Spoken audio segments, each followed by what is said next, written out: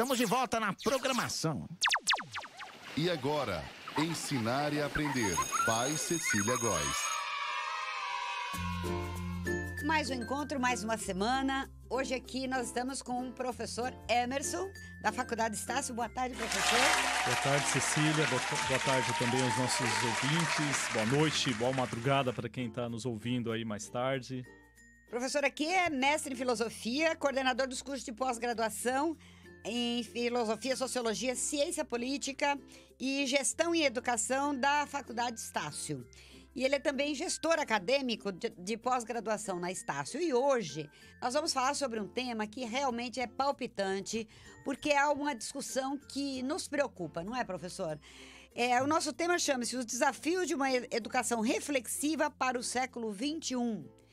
Então, nós temos esse tema como uma das coisas que mexem com a zona de conforto dos alunos, não é? Dos professores e alunos também. Porque era aquele planejamentozinho antigo que dizia assim, vamos formar um indivíduo crítico, pensante.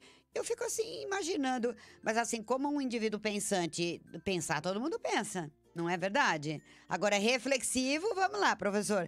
Quais são os modelos educacionais dessa sociedade complexa que a gente quer falar hoje? Conta um pouquinho pra gente. Sim, o grande desafio para o professor, para as escolas, para as universidades, é que nós podemos estar preparando o aluno para um mundo que já não existe mais. Aí é que está.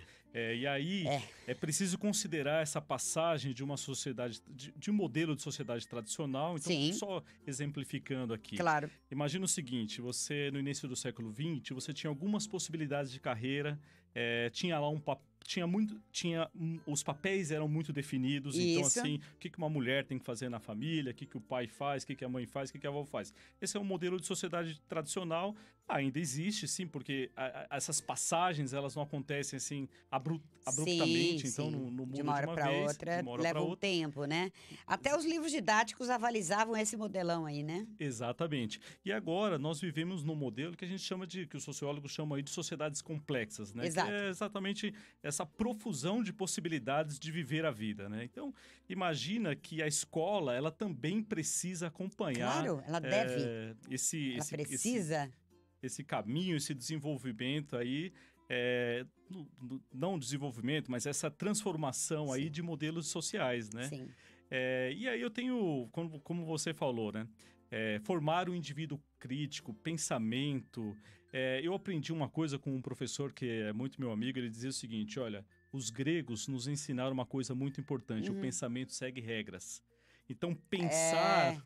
Né, exige que, né, sigamos algumas regras. Né, porque a mente é um cavalo doido, ela vai, não é? Exatamente. Então é você que comanda a forma de pensar para que ela se torne fútil ou reflexiva. Sim. Não é? E aí, poxa, a importância da área da filosofia... Claro.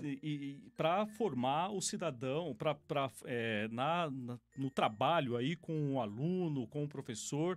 e aí pensar uma educação reflexiva, né? Exato. Pensar uma educação que considere um ambiente complexo. Então, imagina o seguinte, num ambiente complexo não dá para dar soluções simples. Então, as soluções também precisam pensar de modo complexo, pensar problemas complexos, pensar dentro de um ambiente complexo, colaborativo. Sim. Tudo isso é o que a gente visualiza aí a partir para uma educação reflexiva. E a gente pega também, a gente tem um grande teórico da atualidade que ele iniciou com esta palavra, não é? Trazendo outras maneiras de pensar e ler o mundo, que é Edgar Morin, que fala que tem a teoria da complexidade, não é? Se nós nos pautarmos, começando a nossa pesquisa acerca dessas questões que estão sendo discutidas e vão ser discutidas aqui hoje entre o professor e eu, neste programa que tem essa intenção, é um bom caminho, porque é uma das coisas que ele fala que e as pessoas se apegavam muito na sociedade antes de entrar a sociedade tecnológica, e hoje estamos na sociedade do conhecimento que trouxe todo o arcabouço da tecnológica. Então, agora nós temos dois componentes absolutamente discrepantes do que se vivia há não tanto tempo e em pouco tempo se andou tanto, que é a questão de que nós não temos certeza de nada. E Edgar Morin diz assim, que nós somos um arquipélago de certezas em meio a um oceano de incertezas. E a única certeza que temos é que não existem certezas. Então, a pessoa que se mantém na zona de conforto, ela fala, mas e agora? Tiraram todos os meus paradigmas, qual é o meu paradigma agora? Então, nós estávamos conversando há pouco lá embaixo sobre isso, não é, professor? E aí, será que nós temos espaço para a docência no século XXI? Sim, temos muito espaço ainda para o professor no século XXI, desde que ele considere alguns aspectos muito importantes dessa nova sociedade. Primeiro, exato. Essa questão eu quero que você fale bem sobre isso, porque é muito importante. Sim. O primeiro aspecto que o professor deve considerar é que nós estamos numa sociedade onde talvez seja a sociedade que mais compartilha informações da história da humanidade. Então, assim, é uma sociedade que está aberta ao compartilhamento de informações. Até Sim. você falava, olha, existe aí até uma banalização da palavra compartilhar. E aí, por isso é muito importante o saber filosófico para a gente até mesmo refletir o que é compartilhar. Exato. Então, mas até podemos falar sobre isso daqui a pouco. Em seguida do que nós vamos falar aqui. Vamos falar desse compartilhar sob a ótica filosófica. Mas diga, professor, o espaço do professor. O professor precisa considerar isso, que ele está numa sociedade que compartilha muita informação. Isso. Então, eu até brinco com os professores. Eu falo assim, ó, esquece essa ideia de meu conteúdo. Sem dúvida. Esse é meu conteúdo, eu que preparei, isso é meu, é o meu PowerPoint, o meu não sei o quê. Esquece isso, porque assim, nós estamos num mundo que todo conhecimento e toda a informação é rapidamente compartilhado. Sem dúvida. E o conhecimento não nos pertence. Até mesmo, se você se apega a essa ideia de meu conteúdo, é difícil que você cresça.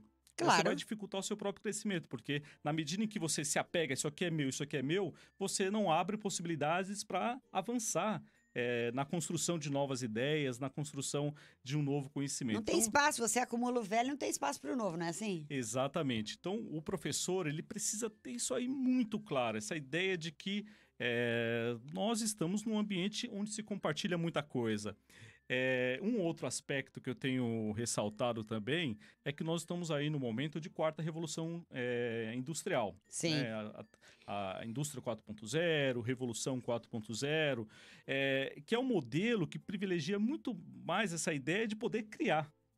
Né? Então, é por isso o surgimento de tantas startups até na área da educação, né? Exatamente. Então, assim, imagine que você, enquanto professor, precisa estar atento, nós todos, aliás, o tempo inteiro, primeiro, então, para considerar esse ambiente de compartilhamento e para considerar que nós estamos vivendo todas as realidades da Revolução 4.0. Que aí, assim, quando se fala em Revolução 4.0, você tem que pensar o quê? Que a automação e a tecnologia estão ocupando espaços. Ok. Então, para que eu tenho que... Para qual lado eu preparo? Como é que eu preparo o meu aluno? Eu preparo o meu aluno para criar utilizando as plataformas de tecnologia, para criar utilizando os dados que estão aí disponíveis, para criar a partir da quantidade imensa de informações. Claro. Então você pega aí todo esse debate que tem agora em torno da internet das coisas, né? Então você imagina que você tem uma quantidade grande de informações que estão sendo geradas, de dados. Então hoje eu sei onde você vai, o que você gasta, que você consome, quais são as suas preferências, uma série de coisas. Então, toda essa quantidade de informações, em algum momento, precisa ser transformada em conhecimento. Exato. E aí que entra o papel do professor. O professor, ele tem que aproveitar das suas competências, sobretudo das suas competências comunicacionais e de síntese, para ajudar o aluno a priorizar. Exato. Porque imagina, estava conversando com meu irmão que trabalha numa empresa de tecnologia, ele falou outro dia, ele falou assim, olha, nós temos uma área lá que a gente chama de pré-sal, que ainda é uma quantidade tão grande de dados e de informações que a gente não consegue dar conta, ninguém consegue explorar tudo isso ainda. Então, claro. O professor precisa ter muito claro que ele é uma peça importante aí, considerando a sua capacidade de síntese, como eu já citei, e também com as suas competências comunicacionais, para ajudar o aluno a fazer essas... Pois sem essa intervenção do professor, que faz o trabalho de ensinar a priorizar, Sim. porque o que acontece?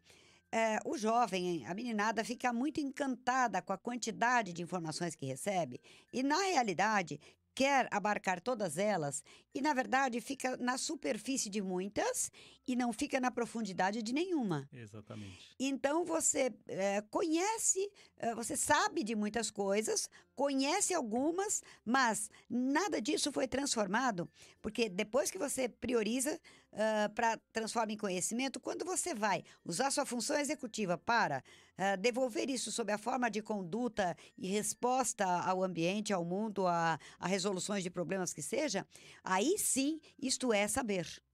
Exatamente. Você imagina Então, o caminho entre a informação e a sabedoria, ele tem passos, Exatamente. não é? Esse é um ponto fundamental. E aí, professor, você que está me ouvindo, não fica desmotivado, porque na realidade, isso é muito motivador. Claro. Você está tendo a possibilidade de se reinventar enquanto profissional, enquanto pessoa, ganhando aí, vai ganhar muito espaço enquanto educador, desde que considere esses pontos. Você falou a respeito do aluno que muitas vezes fica na superfície. Sim. E aí, assim, há espaço para o professor, para o docente no século XXI? Há muito espaço, né? Como a gente ressaltou aqui no início dessa nossa fala. Por quê? Porque é o professor que vai contribuir também para a criação desses roteiros de conhecimento. Sim. Né? Então, ele, mais uma vez, com a sua capacidade de fazer síntese, de entender qual o melhor caminho, ele ajuda o aluno a criar um roteiro de conhecimentos diante de tantas informações. Eu vou te dar um exemplo. Ontem eu estava fazendo um chat lá de um curso à distância e uma aluna me disse: eu gostaria muito de ler o Nietzsche, mas eu não sei por onde começar. Então, assim, e ela disse até, porque tem muito site, tem muitas informações em site, blogs, livros, eu não sei como é que eu leio Em que acreditar, onde começar. Exatamente. E aí, nós montamos para ela lá um roteiro para ler o Nietzsche. Olha, começa por aqui, vai por ali. Se você tiver essa dificuldade, você pode ir em tal autor, tal. Então, assim, construir roteiros educacionais e ajudar o aluno a trabalhar também, sobretudo na área de humanas e sociais, com narrativas. Para que ele... Fantástico, Né? até por aí.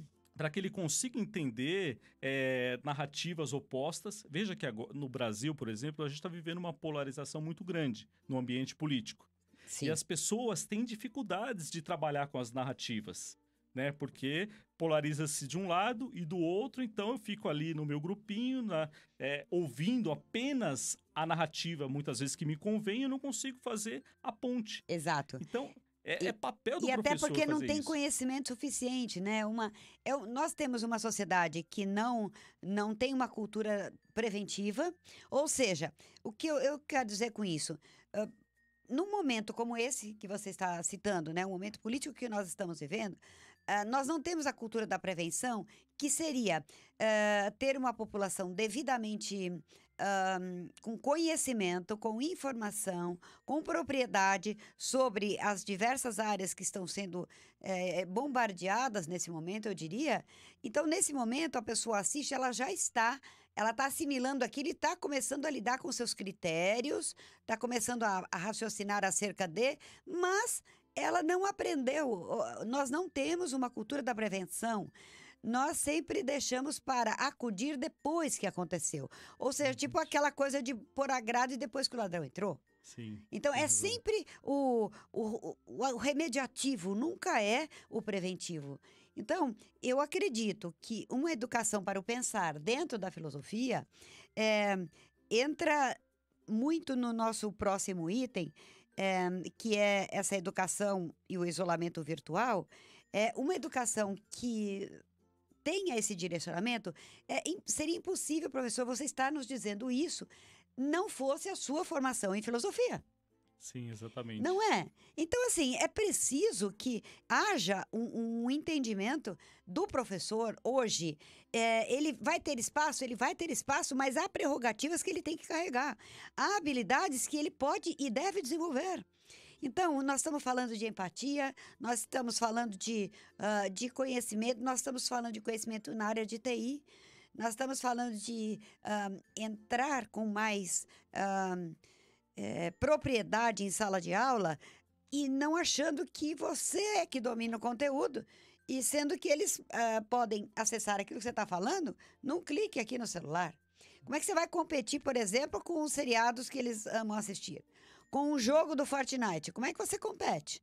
Isso é verdade. Não é? O professor não pode ter...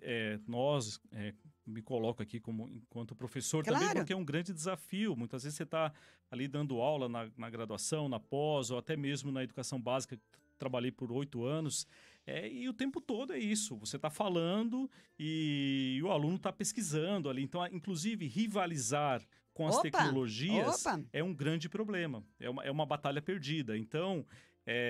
até mesmo um dos temas aqui que a gente está trabalhando, essa ideia de a educação para vencer o isolamento virtual. O professor ele tem um papel importante para ajudar o aluno a vencer o isolamento virtual.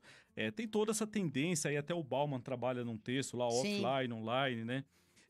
Essa coisa das pessoas... Perdemos esse ser há pouco tempo, né? Isso, exato. É uma pena, foi assim, uma grande perda, mas deixou um legado fantástico, né? Pelos seus textos. E ele tem um texto bem bacana, que você deve conhecer, que é o Online Offline, né? Onde ele fala que as pessoas estão deixando aí de lado as relações offline pelas relações online, né? Então, o professor... se ele tentar rivalizar com essas novas tecnologias dentro da sala de aula, ele vai perder. Então, a ideia é que ele pense que é possível trabalhar o conhecimento em plataformas colaborativas. Então, assim, imagina o seguinte... É uma alternativa fantástica, né? E isso hoje, dentro das empresas, por exemplo, as pessoas precisam trabalhar em plataformas a 4, 5, 6, 10 mãos numa mesma plataforma. Então, você tem, na área de gestão de projetos, por exemplo, muitas vezes um engenheiro que está na Austrália, um outro que está no Japão, um outro nos Estados Unidos, eles trabalham no mesmo ambiente virtual. Claro. Então, o professor... precisa ajudar o aluno a trabalhar nesses ambientes compartilhados. Sendo criativa. Exatamente. Priorizando. Isso, sendo criativo, priorizando, mostrando para ele que esse espaço ele pode ser um espaço de partilha de conhecimento, de informações, que ninguém constrói mais nada sozinho o tempo todo. O conhecimento é compartilhar, é discutir, é ver possibilidades, é ouvir narrativas, né? Então, e isso tudo pode ser sim feito em plataformas colaborativas, né? Nós mesmos, eu sempre procuro utilizar alguma plataforma colaborativa na sala de aula, então pode citar aqui do Google, né? Sim, claro. Você consegue trabalhar no mesmo texto a várias mãos, você consegue trabalhar fazendo uma live, por exemplo, aí com várias pessoas integradas dentro... Enfim, eu acho que é papel do professor também, ele consegue atuar também nessa área. E tem uma outra questão que eu acho que tem a ver um pouco com o que nós vamos falar no final do programa sobre o curso que nós estamos querendo alavancar. Nós temos alunos que se apresentam com alguns distúrbios em sala de aula, em todas as idades, e aí esses procedimentos também são preventivos para que haja um fluir melhor em sala de aula, porque o aluno disléxico, o aluno que tem a TDAH, o aluno... Como é que você tem que preparar a sua aula, não para aquela sala de aula homogênea, bonitinha, sala de aula família margarina, né, que não existe mais, pensando nas singularidades desses indivíduos. Mas é difícil. Ok, se vira, você não é quadrado. Nós temos que ter um papel, sim, hoje, extremamente ativo, principalmente na parte de preparação. Você entra em sala de aula hoje de uma outra maneira. De uma outra maneira. Você não entra com aquele planejamentinho pronto que você usava no semestre passado, o PowerPoint que você usa desde 2000 não sei quando. Não é, professor? Sim, isso é impossível. Nós não vamos conseguir chegar a uma educação que tire desse isolamento virtual se nós não oferecermos algo que seja mais significativo, na verdade, não é? Sim.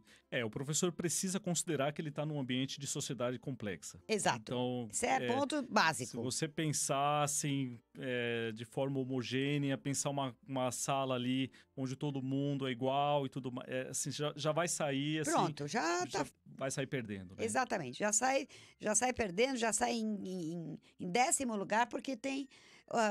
E outra coisa, né? Tem muitas pessoas já nesse caminho. E outra coisa, né, professor, que eu tenho percebido, independe da idade cronológica dos professores. Eu tenho meninas, alunas da pós, né, que ainda têm uma cabeça de lidar com a educação daquele jeito que nós estávamos falando lá no início. E outras que estão com uma sede incrível, por isso estão na pós, de fazer essa diferença. De ser também um professor reflexivo. Porque não adianta você querer que o aluno seja, caso você não tenha essa prerrogativa em você. Verdade. Então, a gente tem que aprender um pouco a trocar esses papéis, de querer ser sempre o protagonista na sala de aula. Você tem que, às vezes, recuar para a posição de coadjuvante e dar o espaço de protagonismo para o aluno, porque aí ele começa a se sentir parte. Sim. O que você acha dessa ideia? Claro, exatamente. E muitas vezes dar o protagonismo é estar aberto a escutar. Tem até um texto do Rubem Alves que fala que deveriam... Escutatória, exatamente, criar um curso de escutatória. Então, maravilhoso. O professor ele precisa estar aberto a escutar, né? Exato. Assim, o ambiente... O ser humano precisa aprender a escutar, na verdade, né, professor? Sim. Tá muito difícil as pessoas escutarem. Elas gostam muito de falar, mas escutar tá difícil. E é uma arte saber escutar, que o Gardner chama isso de competência social, saber ouvir, né? É um desafio imenso, porque justamente por conta de uma das coisas que você falou, né? Em geral, todo mundo quer ficar muito na superfície. Exato. Né? Então, é mais cômodo, né? É mais prático, é mais fácil. O papel de ajudar, de criar reflexão, é justamente esse de tirar o indivíduo da superfície. Eu sempre fiz questão, quando trabalhei no ensino médio, de trabalhar textos de filósofos com os alunos. Então, assim, o cara... Imagina trabalhar lá um texto do Descartes. E aí, muitas vezes a pessoa pensa assim, bom, mas para que o cara tem que ler um texto lá do Hume, do Bacon, do Descartes? O cara escreveu há 500 anos. E eu sempre digo o seguinte, olha, esse texto, ele vai te tirar da superficialidade. Ele vai... Por quê? Porque é uma reflexão mais complexa. Ele vai te levar a pensar de uma forma mais complexa e depois você aplica isso em qualquer outro lugar, em qualquer outro ambiente. Então, a ideia é um pouco essa, é ajudar a educação reflexiva, né? E aí eu retorno aí para puxar um pouco a sardinha para o meu lado, a esse papel da filosofia. Mas não é o seu lado, né? É o lado da vida, porque como viver sem pensar reflexivamente, né, professor? Exatamente. Então, tirar o indivíduo da superfície, né, trazê-lo, né, para algo um pouco mais complexo, para um texto, muitas vezes, um pouquinho mais complexo, que aí é fundamental que o professor consiga justamente trabalhar com narrativas por conta disso, porque ele tem que trazer textos que muitas vezes que façam contrapontos de ideias, claro, né, para mostrar para o aluno, olha, como é que eu argumento de uma forma, como é que eu argumento de outra forma, melhor dizendo, quais são os argumentos que esse autor colocou, quais são os contra-argumentos colocados por esse outro autor.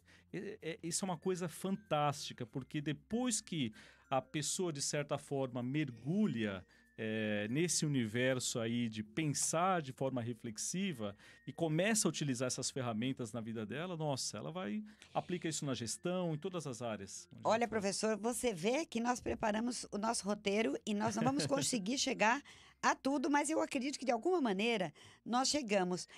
Na realidade, é um lidar com a dialética dialogicamente, eu diria assim, para tornar mais prático, né? E para presentificar, eu, por exemplo, uso às vezes esse argumento com os nossos alunos de dizer assim, o que é mais legal, né? Você ficar boiando na superfície, tomar banho de areia, ou você ter equipamento, estar equipado para dar um mergulho. É a mesma sensação, será? Sim. De você ficar na superfície tomando banho de areia, ou você estar equipado para mergulhar.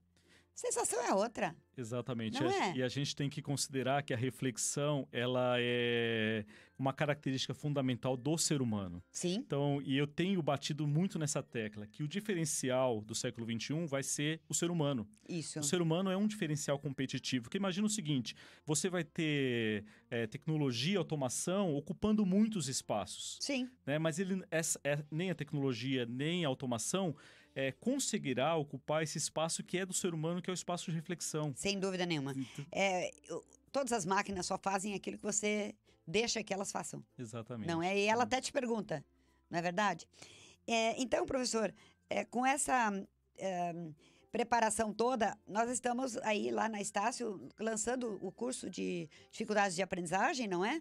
Pela pós, até nós temos aí um material para ser mostrado para o público agora, com vantagens de descontos sobre esse curso, não é, professor? Sim, o nosso curso de dificuldades de aprendizagem é um curso de especialização, né, pós-graduação Lato Sensu, né, e é muito importante para você, professor, que está na educação, não apenas na educação básica, porque Sim. muitas vezes a gente pensa que dificuldade de aprendizagem É só com criança. é só com criança, Só que não. é.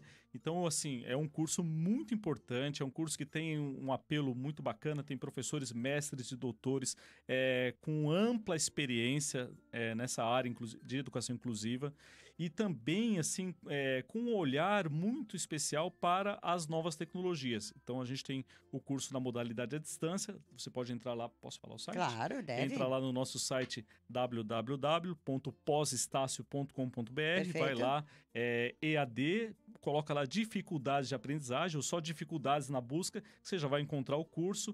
É muito bacana e é uma forma também... o professor não pode parar de estudar, né? Sem tem que estudar dúvida. o tempo todo. Né? Não podemos. E quem sabe nos encontremos neste curso. A gente não sabe as voltas que a vida dá, não é, professor? É verdade. Olha, foi um prazer enorme estar aqui recebendo vocês e podendo fazer mais uma parceria, ou seja, o dar as mãos é extremamente importante. O compartilhamento, ele não pode ser mais considerado como alguma coisa tão banal. Compartilhar é algo muito sério. Nós estamos numa sociedade em que a partilha faz crescer, agrega, soma. Se quiser fazer um agradecimento, alguma coisa para a rádio, essa é a hora porque nós vamos encerrar. Olha, eu gostaria de agradecer a todos os ouvintes, a professora Cecília pelo convite, o pessoal da rádio também. Muito bacana essa experiência, foi a primeira experiência, então agradeço muito, muito obrigado e desejo sucesso a todos. Bom, então entrem lá no site da Estácio para ver o nosso curso de dificuldades de aprendizagem e voltamos com vocês na próxima sexta-feira. Tenham um excelente fim de semana.